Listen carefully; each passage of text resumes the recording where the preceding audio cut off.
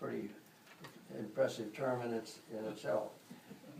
He got his BA at Yale, later got his master's and a PhD at the University of Minnesota, was on the faculty at the University of Illinois at Chicago for many years, served at the National Science Foundation at one time, so it was quite a distinguished career. He also spent some time in Sweden, in Stockholm, studying, which was sort of unusual in those days, uncommon at least. So I look at him as sort of a pioneer. He also had a rather unique World War II experience. As you probably know, he was on a B-29 crew. But what was interesting, particularly to me, was his crew was deployed with the first B-29s to be deployed operationally. And they were based in India. They had to fly across the Atlantic and through North Africa. India bases were still a long way from Japan, so they had forward bases in China. But they didn't have any logistics support, basically, so they had to fly their own fuel and weapons to these forward bases in China before they could go on.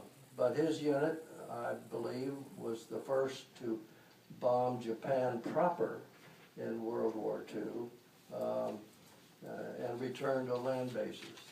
And this was quite a long time before there were enough Pacific Islands captured so the B-29s could be deployed to those. So that was an interesting part of his background. I first got acquainted with Bob through the Thursday morning breakfast group. Maybe infamous, I don't know, but it's been around a long time.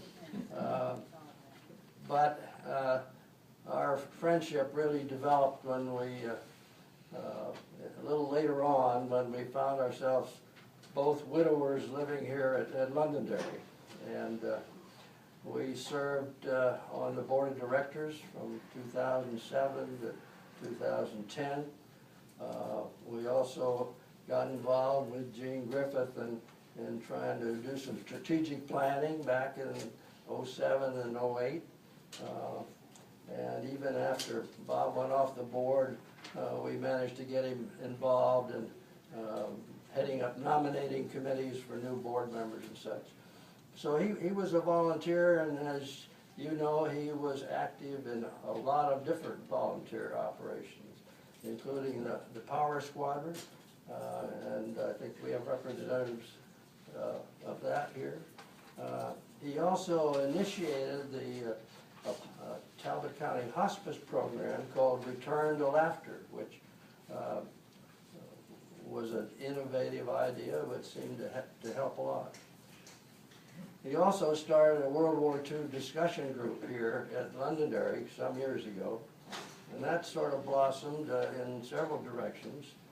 As you may recall, I think it was in 2008, Tom, the Academy for Lifelong Learning and the Historic Society sponsored a series of, I think it was 6 different sessions where we got World War II veterans to tell their tales. And Bob was active in that, moderated one of the sessions, and also told his stories then.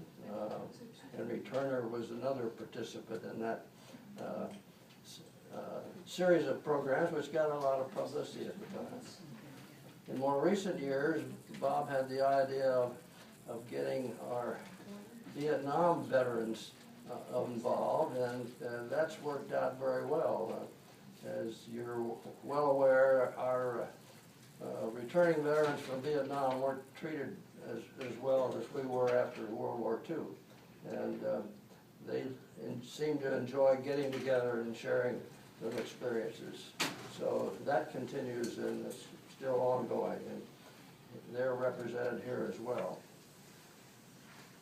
I found myself very comfortable with Bob. He was a level-headed guy, even-tempered, never got upset about things, was knowledgeable on a great variety of topics, and we'd frequently get together at cocktail time to talk about current events and what our opinions were, and try to figure out some solutions for the world problems, which we never found time to publish. And also, here I was with an expert in human relations sitting just a few feet away from me, and that was irresistible. I found every time I had a personal problem, I'd go to Bob and get his guidance and counsel. So we became very close. Some tidbits of information came out of these sessions, one of them which I recall. Did you know that naps are only supposed to last for less than 40 minutes? Now, I have trouble complying with Bob Hall's nap time criterion. Where that came from, I don't know, but he insisted that was the definition of a nap. Well, as you know, during the past several years, Bob suffered from a series of medical issues that came on him. He handled these with great determination and with great grace. But eventually they were overpowering, and he's not suffering anymore. I miss him very much, and I know many of his friends, many of whom are here, also miss his warm friendship.